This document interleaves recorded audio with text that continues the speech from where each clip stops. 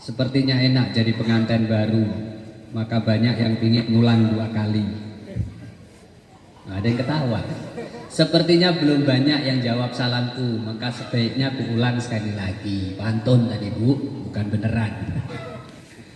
Assalamualaikum warahmatullahi wabarakatuh. Alhamdulillah wa syukrulillah wa la hawla wa la quwata illa billah. Asyhadu an la ilaha illallah wahdahu la syarikalah wa asyhadu anna Muhammadan abduhu wa rasuluhu alladzi la nabiyya ba'dah. Allahumma sholli wa sallim ala nabiyyina Muhammadin wa ala alihi wa ashabihi wa man tabi'ahu bi ihsanin fa insyaallah ila yaumil qiyamah. Amma ba'd. Mbah Kong terutama amat sangat kami hormati, kami taati, juga Mbak Uti. Tahun masuk Tran 78 78 unit 2 ya. Masuk KL 81 Januari. Kalau orang laki-laki itu jarang inget ya, yang mau apal gitu-gitu itu mesti wong wedok. Itu saya ini kadang ditanya anaknya piro Pak, meh lali apalagi tanggal lahir ya wes tambah lali wes. Itu jadi Mbak Uti inget banget tahun 81 bulan Januari. Ini orang tua kami di sini tentunya, walaupun saya lahir dari rahim wanita yang lain. Ibu saya sudah 87 tahun dan saya tidak bisa mengabdi kepada beliau. Ada adik kandung saya nomor 7 yang alhamdulillah Allah kasih kesempatan untuk bisa berbakti. Saya salut banget dengan istrinya, adik ipar saya. Namanya juga bagus, Uswatun Hasanah. Ini yang selalu saya support untuk terus sabar merawat ibu.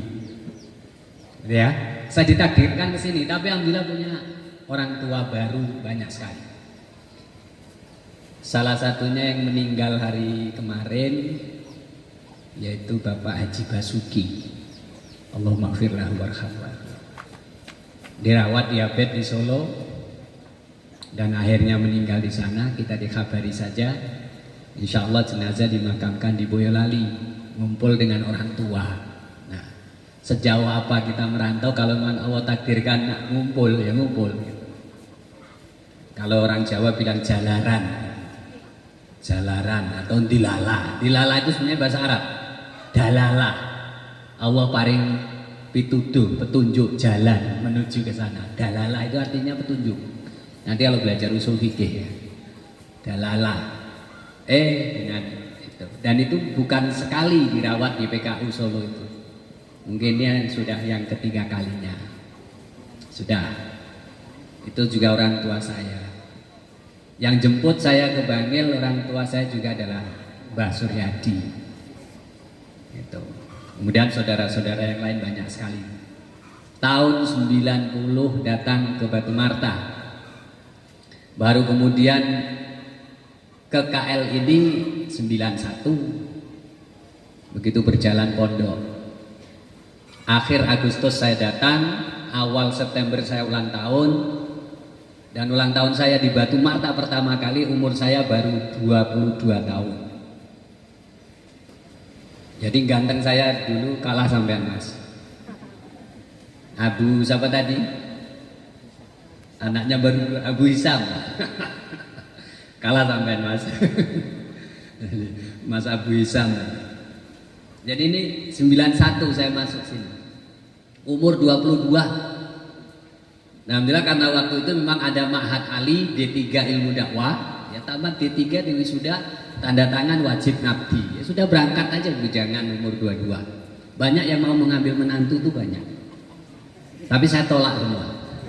Karena saya nggak sanggup. Ngingoni anak wong itu nggak sanggup. Apa gelem dikei mangan kertas? Apa gelem dikei mangan kertas? Karena yang saya simpan di rumah itu yang macam begini saja. Ini mudah-mudahan nanti tidak perlu saya ikrarkan lah ya. Nanti saya minta tolong ibunya ini dirapikan lagi perpustakaan saya itu, mana yang bisa dibawa ke pondok, mana yang masih harus saya pelototin hari-hari, itu harus dipisahin nanti. Ya, insya Allah. Jadi, dan saya suka, artinya, mohon maaf ya kalau mau disebut, kadang sampai 70% belanja saya dalam 1 bulan yang saya hasilkan itu buku masa bujang. 70% dari belanja saya, entah gaji, entah apa saja, isinya buku, dapatnya buku. Yang 30% ganti baju, jajan, ini itu. Rekreasi itu udah otomatis, berangkat ke KL ini rekreasi. Tantangan alam bukan main, karena sepeda motor rodanya harus dirantai. Ya Kang Man, iya Mas, ngerti roda motor dirantai, ngerti nggak Mas? Dililitin rantai, kalau nggak dililitin rantai nggak nyampe ke sini. Sama dengan roda mobil. Gitu. Jadi itu, karena itu kalau kemudian hari ini saya kesini dan mohon maaf Mbah, untuk tahun ini bukan suan saya yang pertama, sudah kemarin kami suan, dan itu tadi juga saya mengenalkan ibunya Nana, gitu. Sudah uminya nggak ada, dalam 9 bulan saya sendirian, rasa udah nggak kuat lagi, nyari pendamping lagi. Alhamdulillah, sholat hajat di Mekah dapat. Baru dalam menjelang 2 tahun baru bisa saya ajak silaturahmi ke sini, dalam rangka menitipkan anak yang nama Khilwa Naila Mabrurah.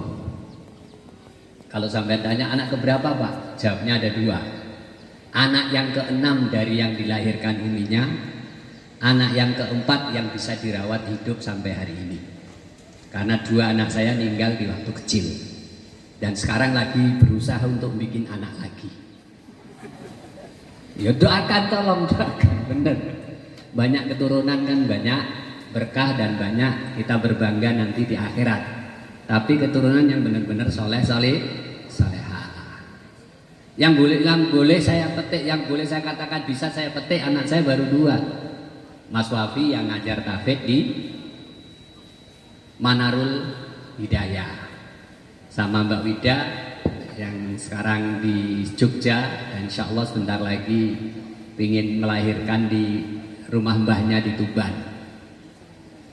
Nah 2 anak yang kedua inilah yang nanti insya Allah akan tinggal bersama di Pondok Mambaul Kiram ini. Karena itu saya berterima kasih sekali yayasan, walaupun di Danang nggak hadir karena tadi agak meriang-meriang, tapi uminya ada. Bukan main, saya mendongkrak semangat beliau. Ayo dihidupkan lagi Al Hijrah. Saya panggil ke rumah ya, dialog 1, 2, 3 jam. Kalau saya begadang dengan beliau di Masjid Muhammadiyah Kampung Kauman, itu ada kamar, ada hotel yang agak leks lah ya, AC itu, mandi, kamar mandi di dalam. Itu kelebihannya Masjid Muhammadiyah Pasar Baru, disebut Kampung Kauman. Itu kelebihannya itu, karena saya minta 6 tahun saya ngisi majlis taklim, tidur titip-titip. Sekarang bangun masjid sudah mewah, tolong harus ada hotel untuk nginep ustadznya, dibuat. Nah itu saya sering kalau ada briefing khusus, ada omongan khusus, saya ajak begadang di situ. Terakhir itulah sampai nggak tidur, ketemu subuh dengan Mas Danang Zilhak, putra Mbah Yai Haji Nurzudi, supaya hidup kembali Yayasan Hijrah ini. Dan alhamdulillah betul, begitu penerimaan surat izin operasional MTS terbit, diantarkan langsung oleh Kepala Kemenak Pak Ishak Putih. Saya juga mendampingi, walaupun mobil berbeda atau motor berbeda, bertemu satu dalam acara di masjid sana. Beliau menyerahkan izin operasional MTS, saya juga menyerahkan aset Yayasan Sidik, pengelolaan awal dari Mambaul Kiram ini ke Yayasan Al Hijrah. Selanjutnya Moso Boduo, pokoknya sampai kudu kuat mendampingi Mas Anwar ngelola pondok ini sampai dengan hari ini. Bapak Ibu, saya nanti walaupun ngalor ngidul tapi apa ya, kalau dibilang pengalaman umur saya 53. Kalau dibilang pengalaman saya sudah beristri 2 kali. Sampai baru sekali kan? Oh sudah 2 kali juga itu. Ada yang sudah 2 kali juga. Anak saya 6 walaupun yang lihat adalah 4 tadi. Dan saya berulang kali sering ngomong di depan masyarakat, yang harus tahfidz itu tidak harus anaknya ustadz. Siapapun Anda punya hak anaknya untuk hafal Quran. Walaupun anaknya ustadz, kalau tidak digeladi, diarahkan ke situ juga nggak akan jadi. Saya hanya hafal 3 juz. Tapi alhamdulillah salah satu anak saya hafal 30 juz. Akan gitu. Harus ada motivasi itu. Ya jujur saja, saya ini hafal hanya 3 juz. Itu syarat untuk diwisuda D3. Saya kan nggak punya 3 juz, arep ngimami nganggo apa. Loh gitu saja saya masuk Batu Marta itu koyok-koyok awis. Ngerti koyok-koyok apa? Wah, segalanya begitu. Dikirain hafal Quran. Nah di tahun 2000-an ke sini tidak boleh ada orang tugas dakwah dimanapun kalau tidak hafal Quran. Syaratnya hafal Quran dulu baru diterjunkan ke masyarakat. Nah itu kita harus syukur. Kedepannya itu mahat ali tahfidz baru ditambahi ilmu lain. Kalau saya kan fokus lil fikhi wad dakwah. Jadi fikihnya itu matang sampai alam madahibil arba'ah dan lain sebagainya. Dan memang waktu itu cocok. Orang perang di sini kunut tidak kunut bisa kita selesaikan. Enak saja tanpa pertengkaran. Dalilnya semua ada, kitabnya keluarin semua. Dan itu bagian kita. Nah kalau orang sudah tahfidz jangan dikasih kitab banyak-banyak. Ngerti maksudnya? Kan fokusnya apa ya? Energinya itu udah lari ke situ. Kalau nggak bisa ngamatkan kitab fikih, nggak bisa ngamatkan, biarkan saja, nggak apa-apa. Saya ngapalkan Imriti, ngapalkan Jurumiyah, Sarah Kaprawi, Sarah Masa, sampai Alfiyah, apal bolak-balik kayak gitu. Ya karena memang saya nggak fokus di tahfidz. Maka ilmu nahwu saya matang, balaghah saya matang misalnya gitu. Mau syair apa saja, lagunya kayak apa, ya itu bagian saya. Tapi di sisi lain saya punya kelemahan. Saya nggak mau fokus di tahfidz. Maka ke depan kan gitu kan. Seiring dengan itu, dan inilah merdeka belajar. Saya mengartikan merdeka belajar yang didengungkan oleh sepupu saya, keponakan saya itu. Kan namanya Nabil Makarim kan. Ujung namanya sama dengan saya ya.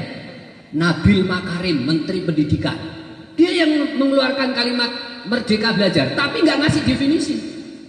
Bagi saya merdeka belajar itu anak berhak milih. Kapan? Begitu dia milih jurusan.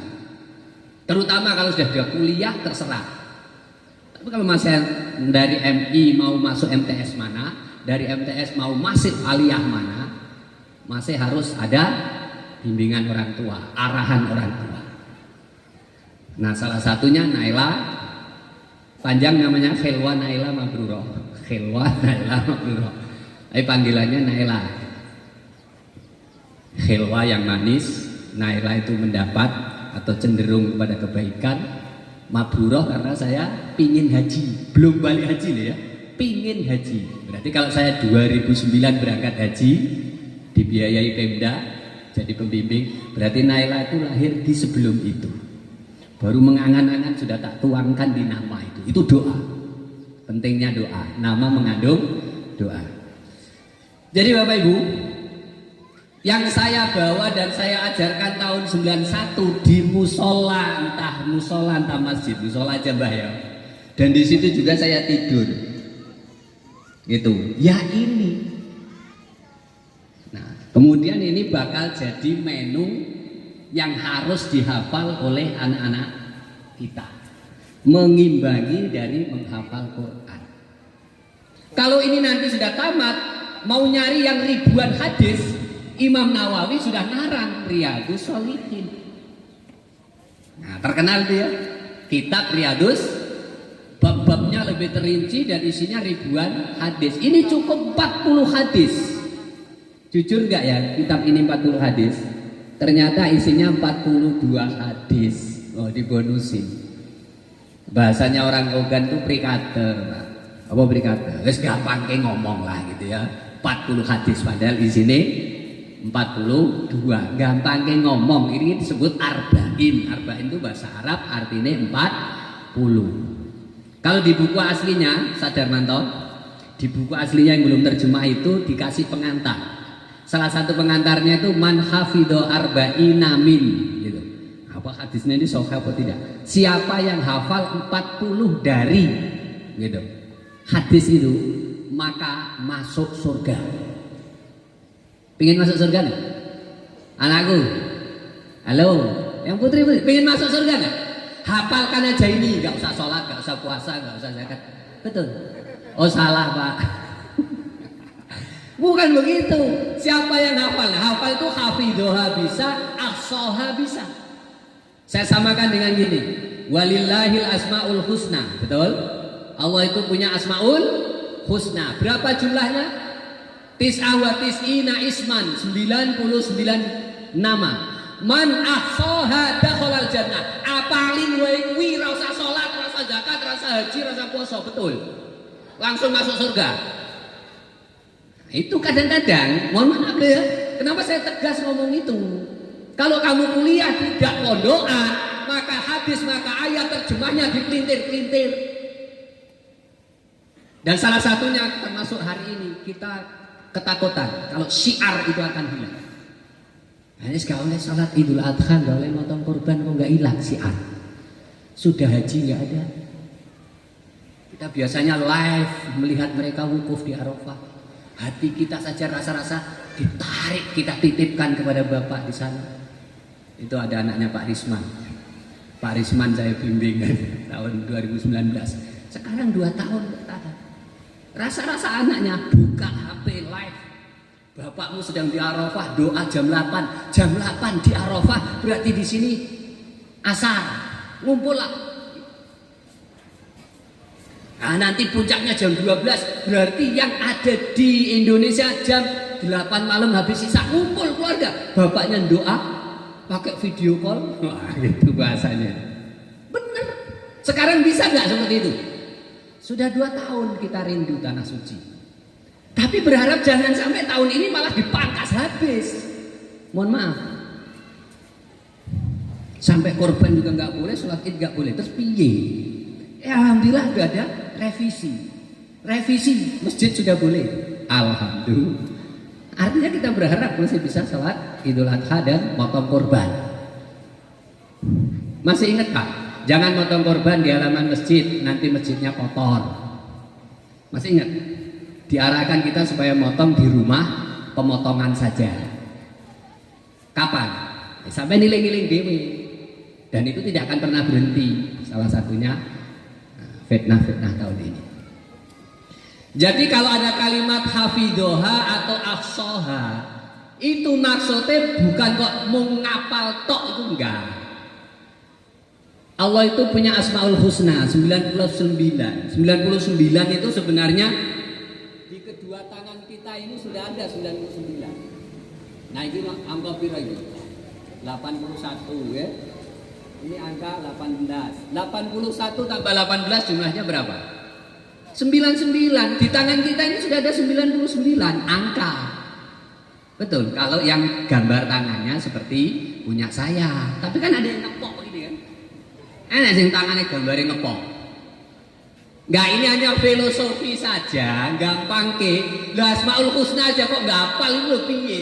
Oh ning tangan wis ketok angka 18 karo angka 81. 81 tambah 18 berapa? 99 loh. Walillahi Asmaul Husna itu ada. Masa sudah hafal Asmaul Husna aja enggak bisa? Saking pinginnya hafal sampai dilaguin. Ada yang pakai ya, ada yang nggak usah pakai ya. Nah di sini kalau ngapalin Asmaul Husna pakai ya apa enggak? Pakai ya, pakai ya. Monggo enggak apa-apa ya. Nah, dzikir Asmaul Husna 99 nama. Ada yang nggak pakai ya, ngikuti lagunya orang Malaysia. Ya, wah itu rata-rata ibu-ibu yang tua-tua sudah nggak kuat narik napasnya karena sekian nama Allah digabung jadi satu. Nah silakan pilihan masing-masing pondok. Pakai ya monggo, ya Rahman, ya Rahim, ya gitu sampai akhir. Ya Sobur, ya Sobur. Kenapa ya Soburnya diulang 2 kali? Untuk gampang ke sairane, Mas. Memang sairane ketokannya begitu, kalau nggak diulang 2 kali nggak ketemu ketokan. Gitu. Dan alhamdulillah ibu-ibu di rumah juga ngapalin. Siapa yang hafal Asmaul Husna pasti masuk surga. Kenapa saya bilang pasti? Itu pakai fi'il madhi. Fi'il madhi itu salah satunya fungsinya adalah yufidu. Nah itu. Menandakan arti di dalamnya itu bukan sekedar yang telah lampau. Masuk surga belum. Tapi udah dibilang as-soha itu dakhalal jannah. Dakhalal jannah. Wis mlebu. Nah, di sini nggak bisa diartikan wis. Tidak bisa diartikan sudah. Pasti untuk meyakinkan. Fi'il madhi kalau nggak bisa diartikan wis berarti menandakan untuk meyakinkan. Pasti masuk surga. Nah sekarang tafsir ahso itu, tafsir hafidho itu yang harus dimaknakan. Kenapa termotivasi termasuk saya datang tahun 90 ngaji di sini sebulan sekali, kadang bisa sebulan 2 kali. Itu pertama kali yang namakan hadis arba'in. Habis itu pingin jalalain ya jalalain, malah tak gawak nih Ibnu Katsir, tafsir Ibnu Katsir supaya ngembang. Ya sak kuat-kuatnya nikah mungkin baru anak 1 sampai anak 2 masih mungkin di sini. Mbah. Nah itulah kemudian kenapa saya dibuatin sumur. Karena saya selama ini kalau mandi di sini sebelum subuh itu harus pakai obor, oncor. Yang bikinkan bapaknya Mas Ganteng ini, Pak Sabiis, nah gitu. Ya. Kami sama-sama bujang waktu itu. Entah waktu itu baru awal-awal merantau mungkin ya. Enggak tahu kami itu waktu itu. Iya Bu, sama-sama bujang kami. Sudah nikah belum kira-kira bapaknya waktu itu? Oh ditinggal, no kan? Bener bujang kami berdua itu. Bujang sini bawa obor mandi ke bawah. Kalau siang kita mandinya ke Danau Dato. Ya kayak gitu sambil mancing. Nah lama-lama mbahnya Mbak Kakung, sakit tau Ustaz ya duswadu tok kono wis gak nek sumur. Lah sekali gali kok langsung dapat. Airnya bagus bahkan sampai sekarang.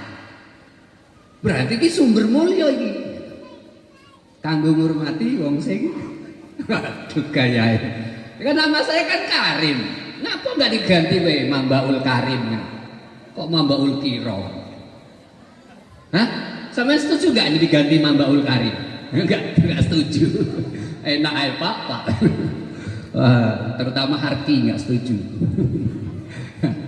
Cukup Ustaz itu nempel di Quran ya, Al-Quranul Karim. Nah itu sejarah. Dan sejarah seperti itu memang tidak boleh dihapus. Karenanya sejarah di dalam Al-Quran itu hampir mendominasi 60-70%. Isi Quran itu adalah sirah. Tapi di sela-sela mengutarakan sirah, di situ ada pelajaran. Di situ ada hukum, di situ ada segala Allah nuangkan tuh sambil cerita. Maka hari ini kalau mau cerita yang paling enak itu menceritakan Nabi Ibrahim. Ngapa Pak kok ceritakan Nabi Ibrahim? Ya yang bangun Ka'bah sopo? Ya. Ka'bah itu pondasinya udah ada sejak dulu. Nabi Adam pun sudah diamanati itu, gitu kan.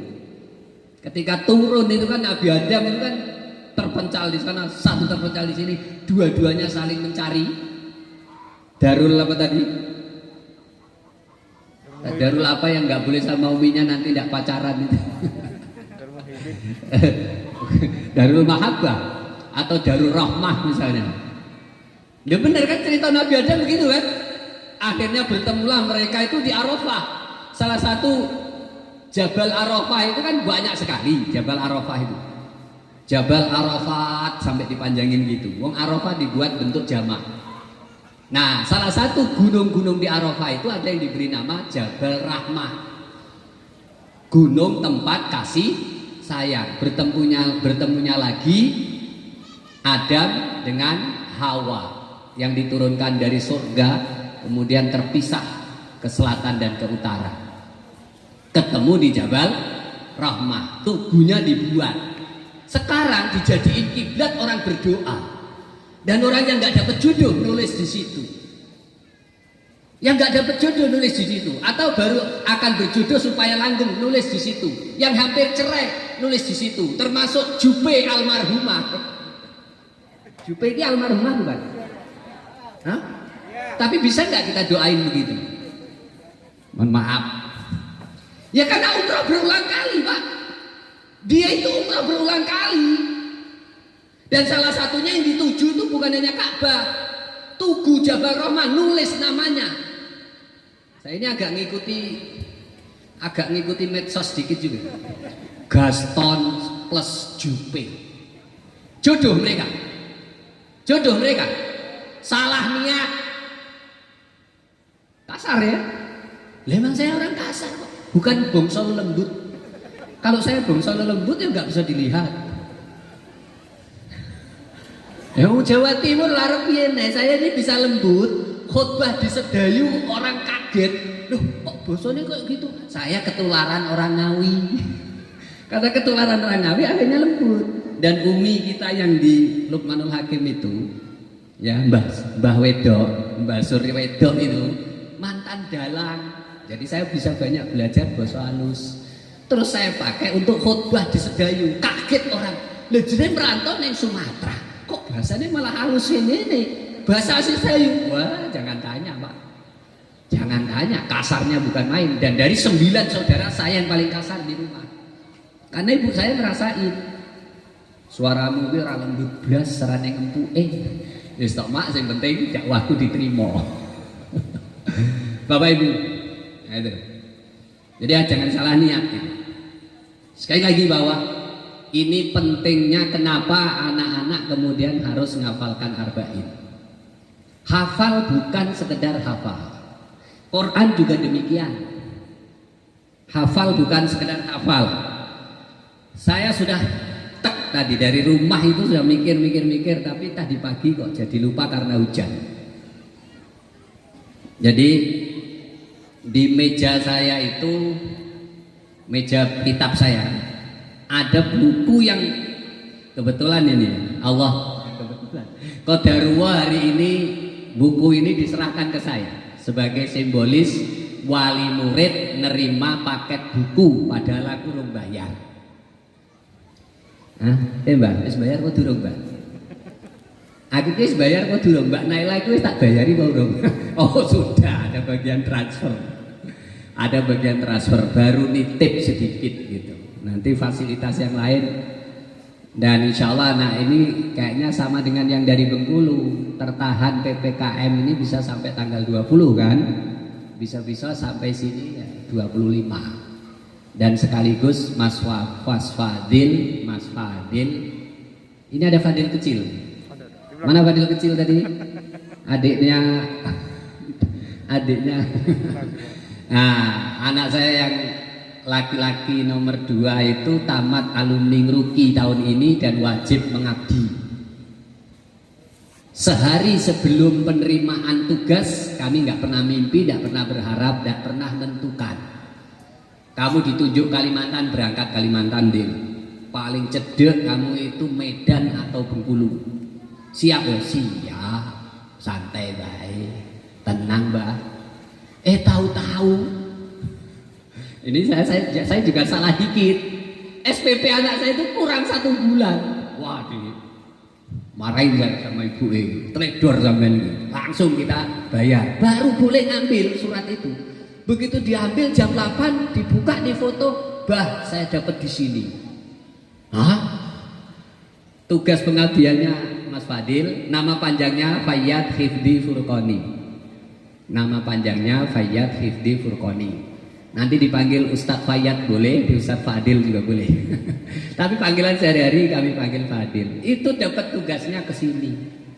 Mahat Tafiz Mambaul Qiro. Langsung saya telepon Ustadz Anwar. Ustadz Anwar, di mana antum? Lagi belajar, Pak. Suruh ibu kuliah lagi S2. Kamu iki awake biyen ngono kuwi, nek suruh ibu wis gak iso nolak. Wis enak-enak ning Magetan 15 tahun dampingi Ustadz Rosid putra Ustadz Abu Bakar Basir. Sudah berhasil sukses di Darul Wahyen. Begitu ibu nyuruh balik ya balik. Nah, tinggal sang istri uminya ini ya taat sama suami kan surganya orang tua. Ya kan? Taat sama suami maka bapak ibunya masuk surga. Sekarang ini yang belum bisa ngasih mahkota targetkan. Bapak-bapak tolong minimal punya anak perempuan kedua. Yang belum 2 silahkan bikin lagi. Bener? Ini ngalor ngidulnya ceramah saya kayak gini. Tolong bikin lagi. Kalau uminya yang sekarang ini nggak mau diajak bikin lagi, cari umi baru. Lebih loh, masalahnya jaminan dalam hadis tuh begitu. Man lahu jariyatani. Jariyatani itu piro, Bu?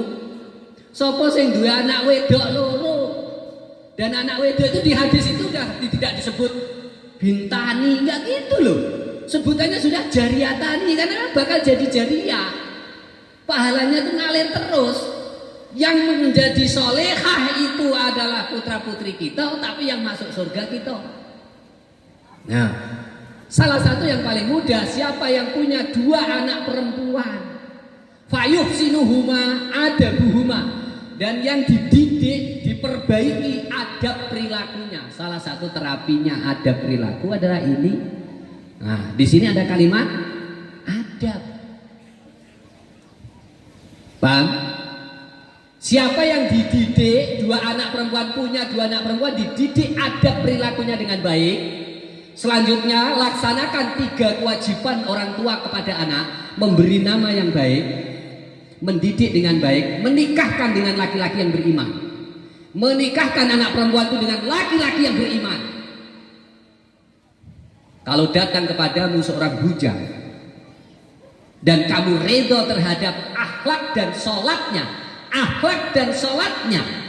Nabi menyebut gak mungkin muncul akhlak dan sholatnya baik kalau tidak didasari iman yang bagus.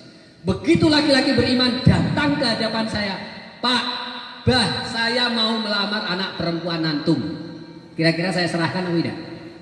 Maka kalau sampean gak tegel nyerahkan anak perempuan, panggil saya akan tes anak itu untuk melihat akhlak dan sholatnya. Gitu. Cara Abu Hisam ini kemarin ngelamar anak perempuan, gue tak terima. Neng tuwe anakku sampai kecek nom. Gitu. Tapi nikahi duluan sampean lah. Ini Mbak Kong ini pinter, sudah nikah di Jawa, saya dijemput rayu-rayu. Saya dulu juga udah hampir nggak kerasan di Batu Marta, dijemput lagi sama Mbak Sur. Tahun ketiga itu sudah gonjang-ganjing, sekarang nikah. 22, 23, 24, 25 kan? Terus kebelet tenan itu. Pengen nikah. Jemput kalau Mbak Sur, balik lagi. Wes. Pokoknya nikah saya penuh rekayasa. Untuk menguatkan pondok pesantren. Memang caranya begitu para kiai. Oke, Pak. Jadi adab itu penting kemudian. Adab itu jadi penting. 2 anak perempuan solehah dididik namanya bagus, kemudian dinikahkan dengan laki-laki yang beriman, maka investasi 2 anak perempuan itu tadi ditandakan dengan dia taat pada suaminya, masuklah orang tua itu ke surga dua-duanya, melewati sirotol mustaqim, didampingi. Kasarnya ngomong, ora bakal kepleset, ora bakal ngerti Pak? Nah, pingin gak dia anak wedok loro? Nah, Ustadz Anwar ini baru ku denger Hamzah mesti pondok baru yang anak perempuan Hamnah, gawe Hamnah loro neh. Nah, Ustadz muda kita baru punya anak 1, ya kan? Abu Hisam ki lanang berarti ya. Ada Hamzah, ada Hamnah, ada Hisam. Terus ada juga yang sudah kita titipkan kemarin menjadi Wildanun Mukhalladun. Siapa Bauti namanya itu? Haisam juga. Ya agak mirip jatuhnya. Malam-malam kita antarkan. Dan mudah-mudahan jadi wildan mukhalladun, anak yang diabadikan di surga. Nanti bakal menjemput kedua orang tuanya. Nah, saya punya dua itu. Walid Ridho sama Fahri Hadi. Fahri Hadi, Walid Ridho itu dua meninggal waktu kecil. Ya harus kita ikhlaskan. Jadi wildanum mukhalladun. Adab ini penting. Buku yang saya maksud dalam bentuk bahasa Arab asli dan selama ini saya ajarkan di Ma'had Ali. Saya ngajar di Lukman 31 tahun, ngajar Ma'had Ali itu sudah 17 tahun. Dan tadinya saya ngambil pelajaran yang agak berat-berat, pada akhirnya saya ngambil ulumul Quran. Nah, bedanya dengan ini apa? Nama sama, At-Tibyan fi Ulumil Quran, Muhammad Ali As-Sobuni. Syekh Muhammad Ali As-Sobuni, karya Muhammad Ali As-Sobuni. Itu khusus tentang ulumul Quran. Adabnya itu disinggung dikit sekali, paling-paling satu bab. Nah, di sini namanya sama, At-Tibyan fi Adabi Hamalatil Quran. Adabnya orang yang menghafalkan Al-Quran. Maka ini menjadi pegangan anak-anak. Adabnya orang menghafalkan Quran itu apa sih? Kalau di At-Tibyan fi Ulumil Quran paling-paling satu bab yang bahas ini. Kalau ini sepanjang buku ini dibaca dari halaman pertama sampai terakhir, dan saya belum berani buka karena masih segelan ini biar jatahnya anak. Kalau saya ingin lagi seperti ini ya harus beli. Nah, ini kan tidak diplastikin ini ya. Ini Arafah punya. Dan silakan ini bisa jadi souvenir waktu nikah. Kan murah ini kan? Jadiin souvenir waktu nikah. Siapa dapat hadiah ini harus diamalkan. Sama dengan ya, paling berapa? 7.000, 8.000, 12.000 paling mahal. Enggak sampai 20.000. Daripada sampean souvenir yang lain mubazir. Maka kalau cari souvenir yang bisa digunakan langsung. Kantong HP souvenir, kantong duit ya Bu ya, nggo blonjo ning pasar kuwi aja dompet sing api-api dicopet wong. Nah, kantong uang yang sederhana tapi souvenir. Nah, itu murah itu 3.000, 4.000, 7.000. Nah, ini juga termasuk bisa dijadiin souvenir karena Arab mantu. Saya udah mantu 2 kali. Dan mantu sekali lagi diri saya sendiri, tak mantukan sendiri. Lu bener Pak, dalam 3 tahun mantu masuk api, mantu aku dewe, mantu Mbak Wida gitu. Itu ada souvenirnya agak beda-beda. Kalau waktu souvenir saya itu agak unik. Tanaman ditandur langsung, mau pilih lombok apa bayam merah apa gitu. Bener, dan itu tumbuh. Saya dikirim ponakan saya yang di Bogor. Bagus. Jadi Bapak Ibu, Adabul Quran, singkatnya menjadi Adabul Quran. Kenapa ada kata hamalah? Ini ngambil dari hadis. Asrafu ummati hamalatul Quran. Asrafu ummati hamalatul Quran. Itu salah satunya ada di Ulumul Quran kan. Karena saya ngajar 7 tahun ya hafal dewe. Gitu. Semulia-mulia umatku itu adalah yang membawa ke sana kemari Al-Quran. Hamalah itu berasal dari kata hamilayah malum. Hamilun artinya apa? Hamil. Nah, hamalah itu sigoh lil mubalaghah dari hamilun.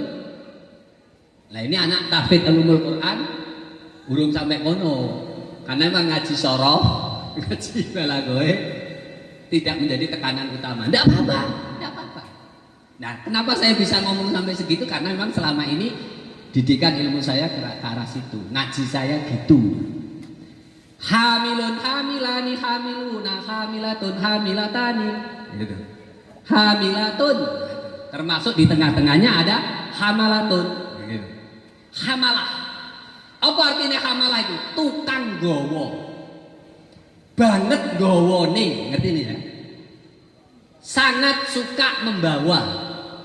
Dari kata hamilah, hamil Dan hamil itu kalau hamil secara majas tidak untuk laki-laki. Hamil itu hanya untuk perempuan karena kita nggak bisa hamil. Yang bisa hamil hanya perempuan. Sama dengan kata tolik yang ditalak misalnya. Itu bukan untuk laki-laki walaupun nyebutnya tolik berarti berlaku untuk perempuan. Laki-laki yang mentalak, perempuan yang ditalak, sebutannya sama. Itu. Balik. Asrafu ummati hamalatul Quran. Kenapa disebut hamalatul Quran dan terjemahnya adalah penghafal Quran?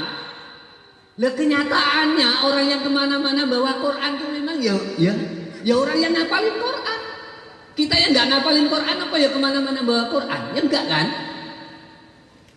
Maka satu-satunya orang diizinkan untuk membawa lembaran-lembaran Quran. Dulu ada Quran dibuka benangnya itu, kemudian dibawa selembar-selembar. Ngerti Bu? Ada model begitu. Selembar ini sehari diapalin, dibawa keliling kemana-mana. Kalau yang bisa tenang itu duduk di depan kolam, ada apa? Ada ikan, ya duduk di situ sambil bawa selembar Quran. Capek dimasukin ke saku. Dulu ada kiai mengizinkan begitu. Quran tuh diambilin selembar. Dan itu satu juz begitu. Diprotol-protol gitu. Intinya Nabi menyebut hamalatul Quran itu nggak salah. Kalau kemudian kita ambil sekarang, secara fisiknya mushaf Qurannya nggak dibawa Pak. Karena sudah hafal, kemana saja dia pergi terbawa Quran itu. Bukan hanya di otak sampai ke hati. Dan bila perlu terjemahannya perilaku sehari-hari. Maka kemudian ada adabnya. Saya nirukan dikit dalam kitab Ulumul Quran itu tadi, At-Tibyan fi Ulumil Quran itu begini. Bapak Ibu, keluh kesah Nabi Muhammad itu diungkapkan oleh Nabi, Quran sudah turun apa belum? Kalau ada keluh kesah Nabi Muhammad, Quran sudah turun apa belum? Sudah. Begitu dia diangkat jadi Nabi kan tanda surat pertama kan di Gua Hira yang berbunyi Iqra. Surat Al-Alaq hanya 1 sampai 5. Lanjutannya turun kapan? Nah itu perlu dicari anak-anak itu sejarahnya. Padahal surat Al-Alaq itu semua isinya berapa ayat kan? Berapa ayat surat Al-Alaq itu isinya? Hah? Berapa belas? 12 kan? Tapi kok yang diturunkan di Gua Hira hanya ayat 1 sampai 5. Lanjutannya diturunkan kapan?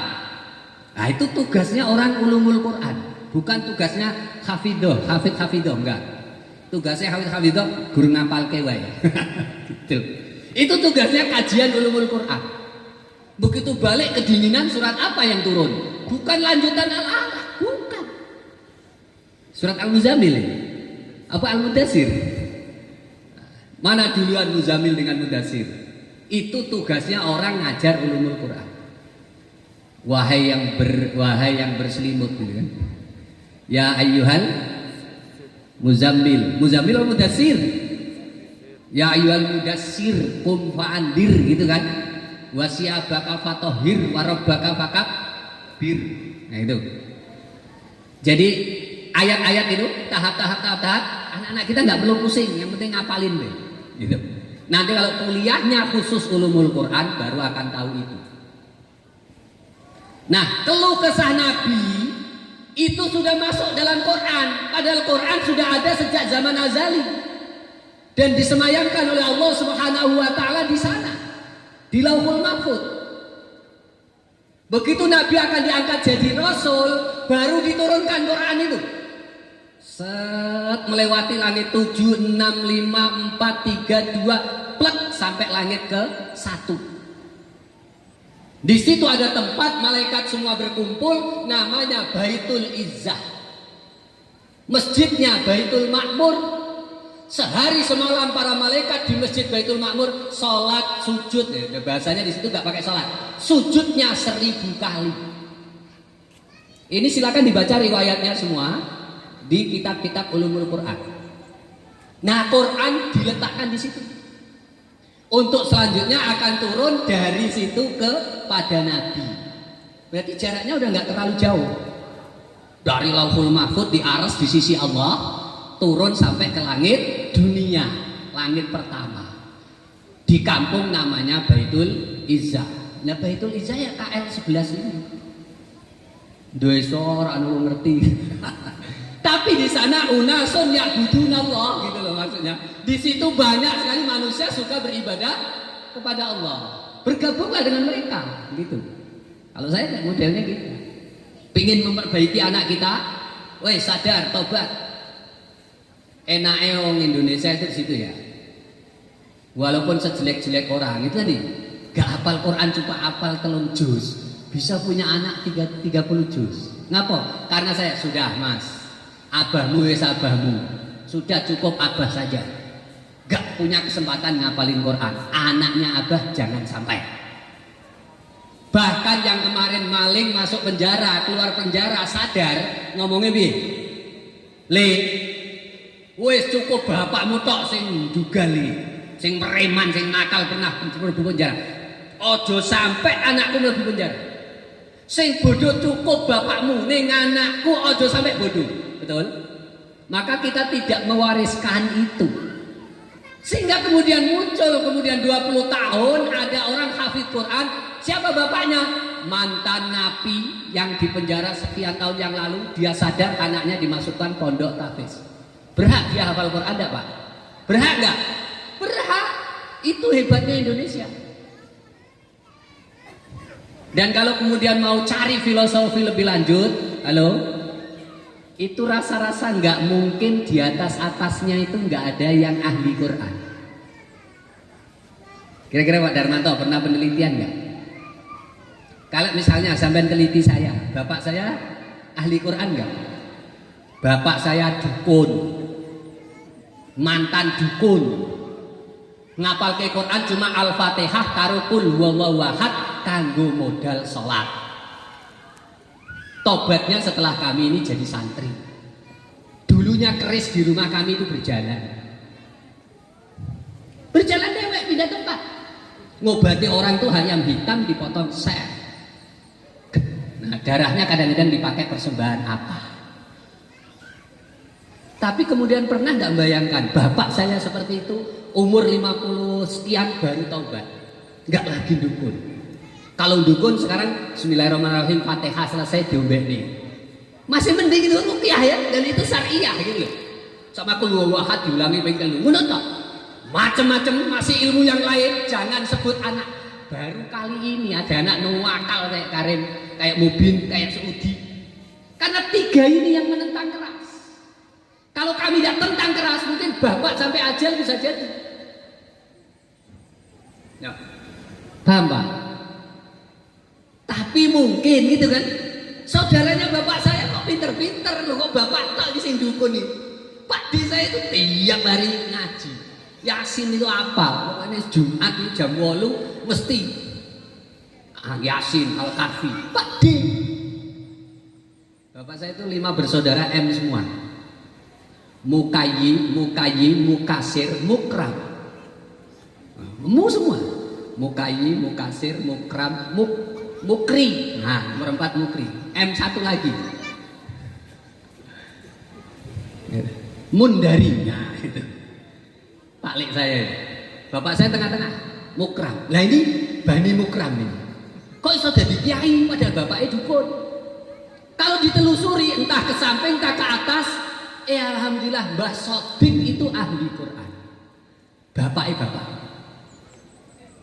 Lah maka saya selalu mengaitkan nama Mbah Sodik ke saya, Abdul Karim Mukram Sodik, supaya nggak kepanjangan Abdul Karim Mukram SH. Tapi jangan ditulis S gede, H gede, dikira sarjana hukum. S hanya cilik, mewakili huruf Sod. Abdul Karim Mukram Sodik itu mbah saya. Mbah Sodik itulah yang telaten ngajar ngaji. Sampai kemudian bapak diambilkan mantu tadi, mak saya yang sekarang ini. Apal Barzanji. Nek wong biyen apal Barzanji kan wis apik yo. Bacaan-bacaan sekarang ini kalau ngigo baca-baca dikir kayak begitu saya alhamdulillah. Tapi kalau ngigune sing elek-elek, contoh ngigo elek, Karim iki lak wis mati ta ya. Elek apa apik, Pak? Saya pernah dirasani mak seperti itu seminggu. Langsung nggak bisa tidur saya. Saya minta izin sama istri, saya balik Jawa. Ya wes begitu ketemu 3 hari kemudian normal kembali. Oh Karim, bojomu ra kok jak ora. Nah itu wong tua kalau sudah 85 tahun ke atas. Saudaraku sekalian dirahmati Allah, Adabul Quran, kembali ke situ. Itu oleh Imam Ibnu Taimiyah dibilang begini. Keluhan Nabi sudah ada di Quran, padahal Quran belum turun ke dunia. Gimana bunyinya? Ya Rabbi, inna qaumi ittakhadhu hadzal Qur'ana mahjura. Wahai Rabb, kenapa umatku itu menjadikan Al-Qur'an ini sebagai batu loncatan? Barang yang dipegang saat gak dibutuhkan ditinggal geletak lunga. Halo, itu ada di Quran. Ya Rabbi, inna qaumi ittakhadhu hadzal Qur'ana mahjura. Wahai Rabb, kenapa umatku ini menjadikan Al-Quran sebagai barang yang ditinggalkan? Sekarang kita butuh bawa Quran. Begitu suatu saat kita anggap nggak penting, enggak. Mahjur, kita hijrah dari Quran. Hijrah itu kadang artinya jelek. Wes enak-enak nang kene kok lunga meneh. Mane sampean nek wis ngaji nang kene aja balik meneh. Yang bagian merayu istri sampean rayu bener, uminya itu rayu. Umi Hisam tadi, rayu pokoknya nang kene gak usah hijrah-hijrah meneh.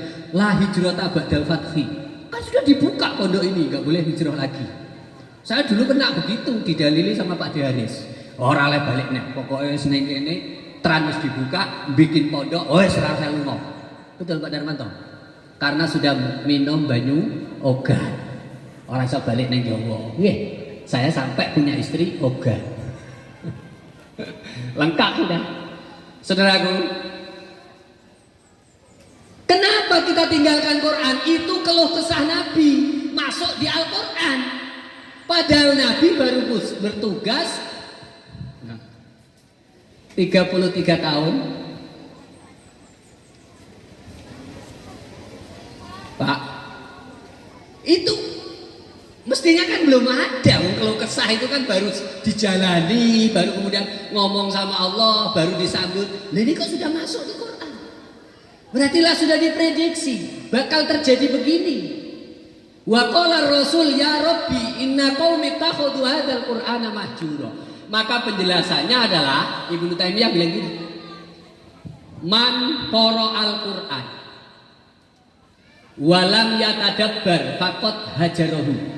Siapa yang cuma baca Quran tapi nggak mau mengkaji isinya, berarti dia itu sudah meninggalkan Quran.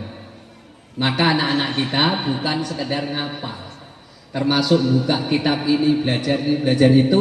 Dan saya setuju sekarang ini paket arba'in bareng begini tidak mesti harus kitab aslinya. Matan tok tamatan terjemah itu sudah bukan modern. Anak modern ini nggak bisa dikasih matan tok, ngerti matan nggak? Tulisan Arab tok rungane terjemah wis gak zaman.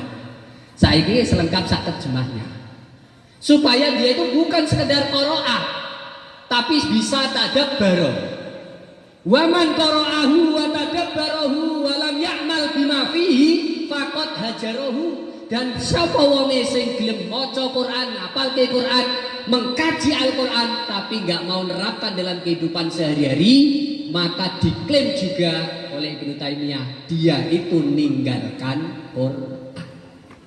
Berarti supaya kita tidak diklaim menjadi hijrah dari Quran harus bagaimana? Ya qara'a hafidha, ya tadabbara, ya amila bima fihi. Ngerti maksud saya, Pak? Yuk, orang tuanya inilah yang kemudian berusaha untuk amila bima fihi. Anak kita titipkan di sini. Saya setuju dengan Ustaz Anwar tadi bilang P yang terakhir walaupun titip tadi kurang TI 2 kali itu PR Ustaz Anwar untuk nunjukin ke kami. Padahal kalau sampean mau searching di ketik saja nasihat Ustadz siapa tadi yang di mana? Pendiri pendiri Gontor kan banyak nasihatnya, termasuk yang paling keras hari ini. Kalau ada orang menitipkan anak sekolah niatnya cuma donyo, pingin S1, pingin S2 supaya kerja, supaya jadi pegawai, supaya kecil banget niatnya. Karena nitipkan anak untuk sekolah itu niatnya nggak boleh begitu. Saya niat nitipkan anak saya sekolah di sini biar dapat ilmu selesai. Man salaka thariqan sahalallahu thariqan ilal jannah. Man salaka thariqan li thalabil ilmi sahalallahu thariqan ilal jannah. Dan malaikat itu baru menaungi anak-anak kita dan mendoakan anak kita kalau ridhon bima yatlub. Cukup ridho lillahi ta'ala, ridho dengan yang dituntut. Enggak usah protes-protes. Setuju aku. Termasuk P yang terakhir tadi, pasrah, percaya wis. Pinter-pinter lah Mas Anwar. Nah, bahasa saya sehari-hari. Loh, saya juga nggak bisa kok didik anak saya sendiri. Tapi orang percaya saya didik anaknya. Cuman saya nggak sendirian. Saya hanya menguasai ilmu bahasa. Di sini ini yang bahasa Arab kan cuman saya kan. Lainnya kan enggak kan. Saya yang turunan Arab ini. Arab Nengdi. Arab Nengdi. Jadi itu Pak. Tapi kita kolaborasi lah, kolaborasi. Keunggulan Gontor seperti itu, keunggulan Ngeruki seperti itu. Dan anak saya yang Naila ini di Al-Ikhlas cabang Ngeruki yang ada di Sedayu Lawas Lamongan. Dulu yang dirikan sebenarnya masih keluarga Amrozi, Bom Bali. Tapi kemudian hijrah ke Sedayu, dibawa oleh Ustadz Nukman Arif. Nukman Arif adik kelas saya, meninggal lebih awal. Akhirnya diserahkan ke Ustadz Dipo Kusumo, orang Jakarta. Ngadi di Sedayu. Aku orang Sedayu, ngadi di Sumatera. Begitu ketemu, antum tamat dari Bangil tahun berapa? 90, Masya Allah. Dari 90 sampai sekarang masih di Sumatera, 30 tahun, Masya Allah. Sehingga kadang-kadang di kalangan pondok itu biasa nyebut syekh. Kalau kita ditugaskan jadi guru, terus murid kita sudah kita tugaskan lagi kemana, sudah beranak pinak, maka guru pertamanya ini dipanggil syekh. Jadi di grup kami itu alumni Manarul, panggilan untuk saya sudah syekh. Lah murid saya udah ratusan. Bahkan yang sudah punya pondok tahfidz juga bisa. Jari ini nggak cukup. Saya bersyukur. Dan hari ini sebagai orang tua saya titip tadi kan TIP. Ustadz Anwar cuma nerangkan 1, 2 dan terakhir. Yang 2 ini masih PR. T pertama, I pertama. Nah gitu. Nah P percaya wes. Orang saya protes-protes. Jadi nanti Bu, orang usah nelpon Naila Bu ya. Nel, kamu makan apa? Dikasih makan apa sama Mbah? Oh, percaya sama Mbah Putri. Iya kan udah diomongin tadi. Belajar punya anak mondok. Bersyukurlah kalau anak kita hari ini mondok. Nggih, Pak? Sedikit pengalaman gini. Tega tadi itu ada gini Ustadz Anwar. Memang orang kalau anaknya ditahfidz ini harus tega. Tega termasuk gini. Tegar juga, dalam arti tegar gini. Anak wong podo sekolah ini, tamat dari situ kok untuk iki. Gitu kan? Hitungan orang dunia kan begitu. Wah ini IP-nya sih, oh ini nem tertinggi, oh ini ranking 1. Lah anak kita kalau ditahfidz hafal pirang juz, ngono tok. Entoke lho gur ngono tok. Lah sampean harus tega tadi. Ngempet tegar hatinya. Meskipun seliweran di mana-mana orang ngomong gitu, tutup telinga. Anakmu tamat apa? Tamat Aliyah. Aliyah apa? Aliyah IPA. Ranking NEM-nya berapa? Oh ini 3, sekian. Misalnya nilai tertinggi itu 4. Ini sudah 3,8. Oh ini kalau masuk ke perguruan tinggi ini fakultas kedokteran terima tanpa tes. Gitu-gitu yang dibanggakan. Anak kita ngapalin Quran toh. Ijazah, wah ini ijazah mbok ora. Sampai takut? Takut? Enggak kan? Ini sudah saya buktikan. Aliyah IPA 5 besar itu Mas Wafi itu. Aliyah IPA 5 besar di Ngeruki. Apa kemudian dia tertarik kuliah? Tidak. Saya pengen ngapalin Quran Mas. Dongakno lah itu. Ya wes, nek pengen ngapalin Quran balik sih. Abah tak berangkat umroh. Nanti kamu tak doakan di Raudhah. Tak doakan di depan Hajar Aswad sama di Makom Ibrahim. Plung, sudah, minta tahfidz di mana? Di Garut, saya hantarkan di Garut. Tidak ada yang nolak. Nah, karena doanya di Raudhah. Sampai bikin doanya di mana? Saya dapat kesempatan cari tempat yang mustajab. Sampai cari waktu-waktu yang mustajab. Cik iso Pak diakali? Bisa. Saya kebetulan dapat kesempatan sama Om Juremi suruh nganter orang umroh. Wes Mas, kancani Umi balik dhisik. Sok kapan aku balik umroh tak antarkan. Tamat aliyah baru pingin hafid Quran. Dia waktu itu baru punya 7 juz. Pingin pondok ngendi terserah. Tamat aliyah ngerti. Karena IPA tadi ngapalkannya tidak fokus. Coba kalau mu'alimin, kan gitu mestinya kan. Nah, kalau mu'alimin fokus di agama, pelajaran umum. Cita-cita kami, Mas Wafi, IPA 5 besar, tak masukkan fakultas ini, misalnya ahli matematik. Wah ini S1 matematik, langka ini. Balik ke Lukman, jadi guru hebat matematika. Itu bayangan kami duniawi. Allah tidak redoi. Tamat aliyah saya mau ngapalin Quran.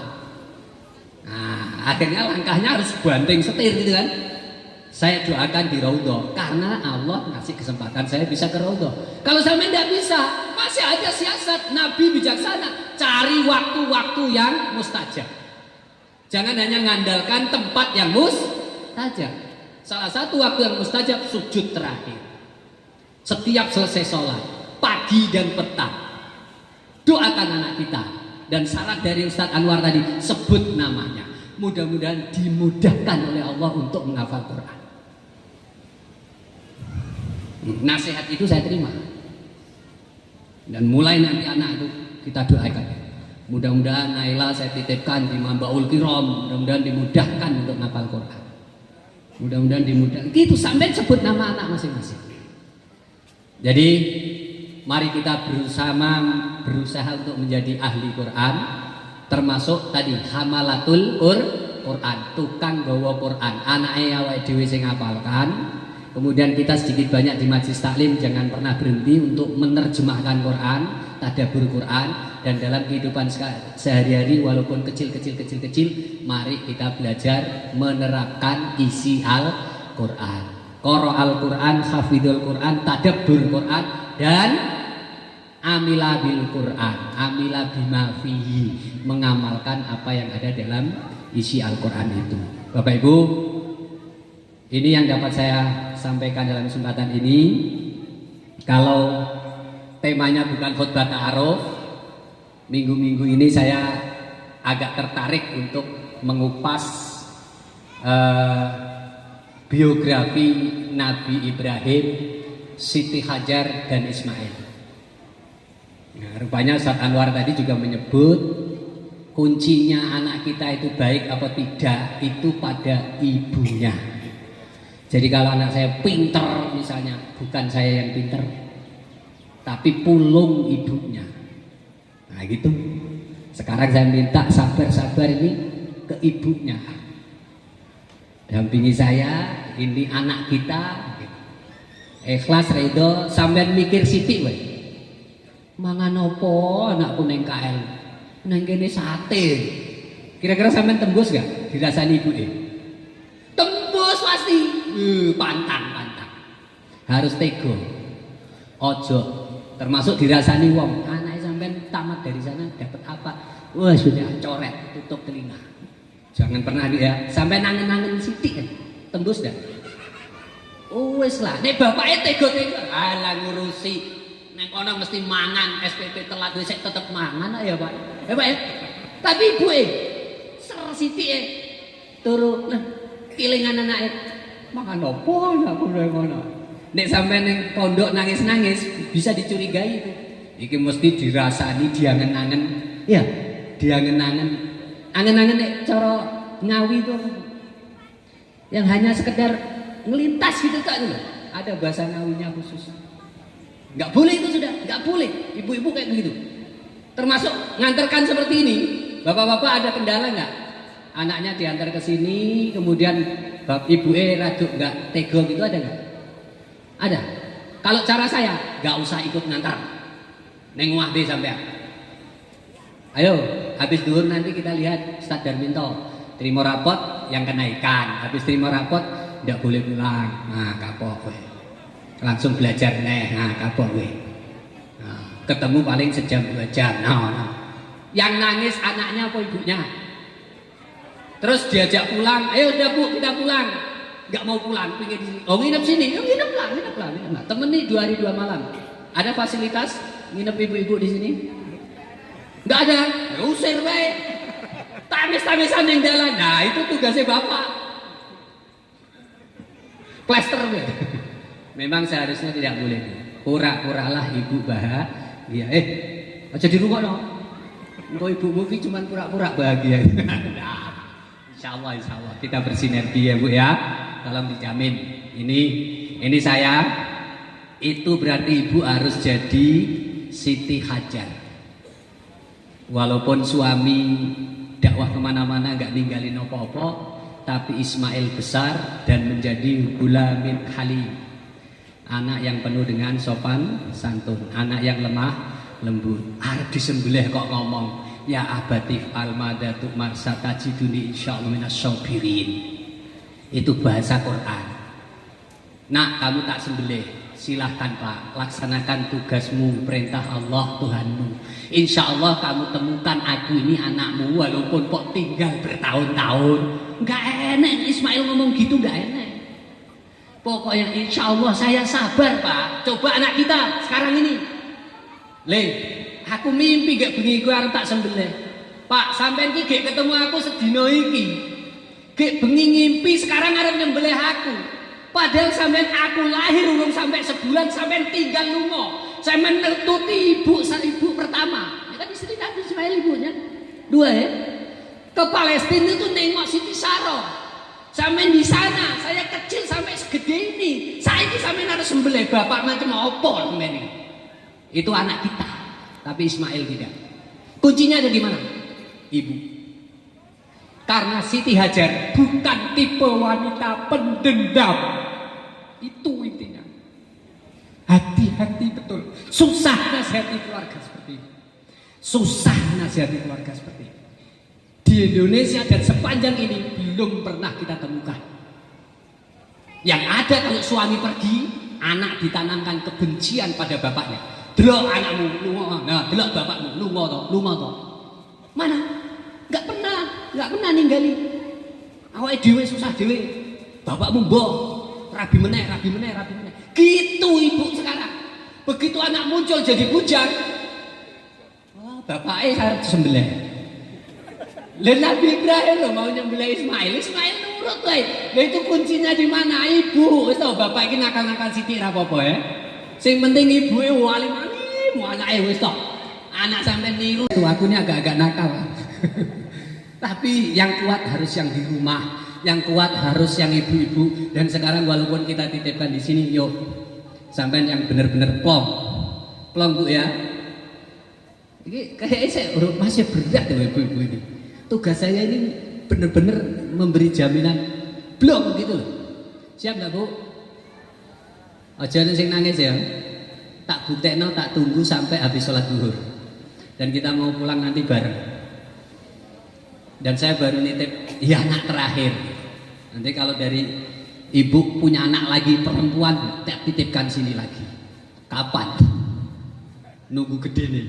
Gitu. Dan saya bangga anak-anak siapapun gitu. Anak kita. Anak siapapun adalah anak kita. Karena sekarang ini adalah istilahnya anak bangsa. Dan mari kita bikin yayasan, bikin organisasi, bikin apapun untuk mendanai pendidikan anak bangsa. Bismillah. Saya kira demikian. Akhirul kalam, billahi taufik wal hidayah wal ridha wal inayah wal afu minkum. Wassalamualaikum warahmatullahi wabarakatuh.